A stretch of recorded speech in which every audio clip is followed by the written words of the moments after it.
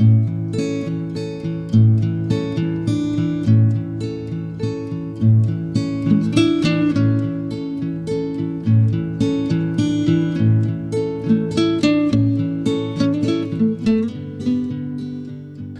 Paul Farrell. I am presently the chairman and one of the founding members of CSF. I live in Comac, New York.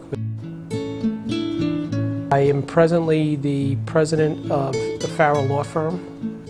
My practice is patent law and related intellectual property law.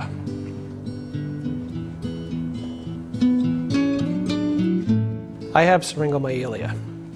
I was diagnosed with Syringomyelia in 1995. I'm pretty certain that I had it since 1988, maybe even earlier.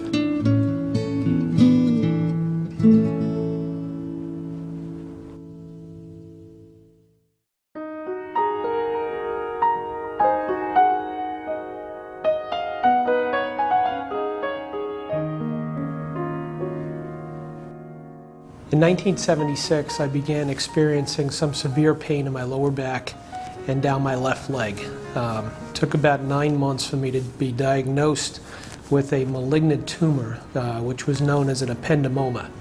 Basically, the tumor was inside the spinal column. I had an operation in December of 1976. They performed a laminectomy, which means they removed the bone to get inside the spinal column. Once they did, they were able to remove the tumor. Because it was malignant, they followed up with radiation therapy, which apparently they no longer do on fluid-filled bodies within the human body. I was extremely active, very athletic, did a lot of traveling. Through the 80s and 90s, I was the coach of every one of my kids' sports, from basketball to soccer, to football, to baseball, to lacrosse. I became a lacrosse coach, learned the game to coach my kids. I think they enjoyed me coaching. I certainly enjoyed doing that myself.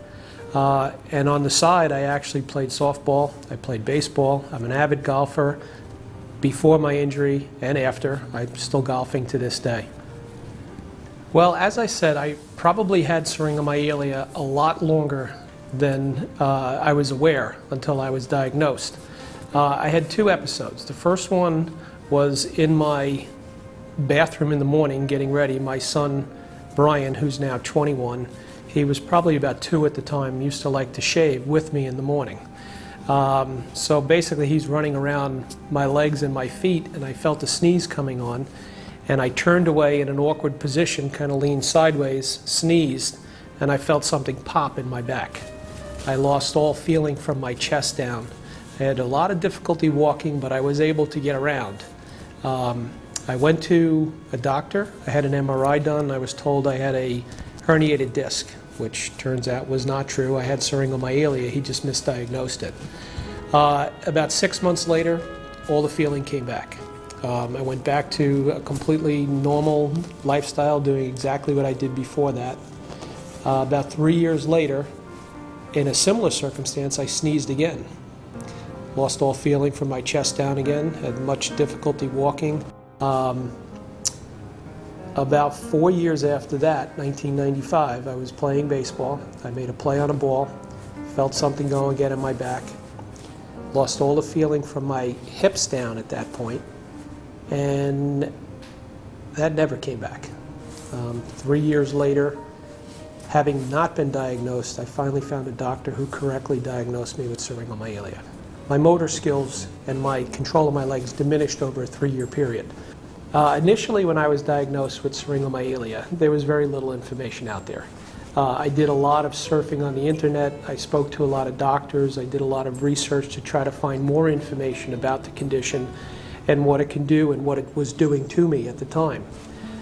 In 1998, I had 2 operations. The first one was a decompression of my lumbar spine to try to create more space to allow the fluid to flow again. They removed a significant amount of scar tissue from my original operation in 1976. The operation was fairly successful. I got all the feeling back in my legs. I actually walked out of the hospital. I felt 100% better. But unfortunately, the Syrinx refilled about 2 months later, and about 2.5 months later, I had a second operation to try to take some more scar tissue out, to increase the area of the decompression and the DuraGraft, which was performed to, again, make more room for the fluid to flow. From that point, I never fully recovered. I walked on crutches for about 3 or 4 years. I did a lot of physical therapy, never got the full use of my legs back, never got the full feeling in my legs back. Eventually, it became too dangerous to walk on crutches. I was having spasms as I was trying to walk with the crutches, and I fell a number of times, so I switched to a wheelchair in approximately 2003. And anybody who has Syringomyelia or Chiari is in constant pain. It just never goes away. You begin to accept the pain, you begin to become numb to the pain. You just live your life. It just sits there. It never goes away.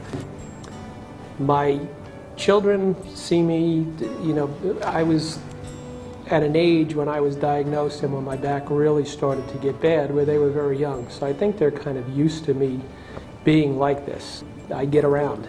So I've tried to minimize the impact on them. I'm sure it's been difficult for them. I know it's been difficult for my wife in accepting the fact that I am in the wheelchair now, and there are certain things that I can't do. I'm very active. I golf now. I usually do it with someone. First of all, golf's not a sport I would like to play by myself. I play a lot of golf at Bethpage State Park. Bethpage is terrific. They have a handicap accessible golf cart. It's basically a single-seater. It drives like a motorcycle with hand controls. And I wheel over to the golf cart. I transfer from the wheelchair to the cart. Once I'm in the golf cart to play, I drive out to the ball, if it's on the tee box, onto the tee box. The chair itself swivels. So I will swivel usually to the right so my feet hang over the side. There's a hydraulic button that you push, and it actually stands me up, probably in like about a 3/4 crouch. I'm strapped in at the waist and across the chest, so I kind of just hang off the side of the cart on my chair, and I can swing and hit the ball.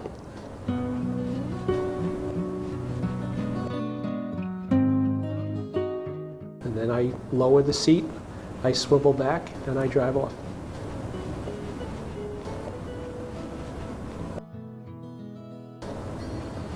About the only place you can't take the cart is in a sand trap. And while I may have lost some distance on my shots, it hasn't restricted me anywhere around the green, and my putting's about the same as it used to be. I was about a 13 handicap. I'm not back to that yet, but I'm shooting right around 100 now, and I do expect to break 100 certainly by the end of this year. And next year, who knows? I could even do better.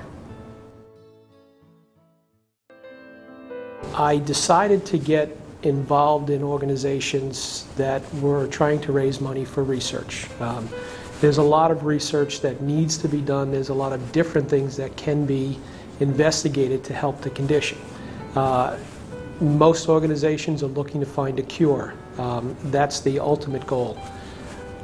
I'm looking for short-term. I'd love to see some pain remedies, some pain management that would help me.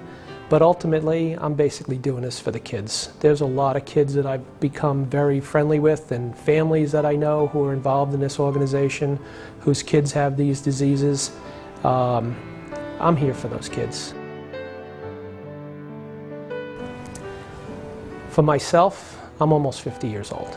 I know that research is going to take a long time, and finding a cure is something that's going to have to be done over many, many years by many, many doctors, which is why we need the funding for research. Most people with Chiari or Syringomyelia have had it since birth. It's generally a genetic condition. However, people like myself can acquire Syringomyelia through some traumatic event in their life. The point is, anybody can have this disease, and anybody can be affected in a way that the 250,000 people who have the disease is affected. One of the problems or disadvantages of having Chiari and Syringomyelia is it's a very little known disease, very little is understood about it, very few people have it, and there's little or no government funding to help do the research. It's important for us to raise funds on our own because no one's going to do it for us. People who donate to CSF can be assured that their money is going to be well spent. It's going to go to research by some of the top doctors in the country, and it's something that when they see the people who have this and they see the pain and the suffering that people who have these two disorders go through, it's something that they should be very happy that their money will be going to a very good cause.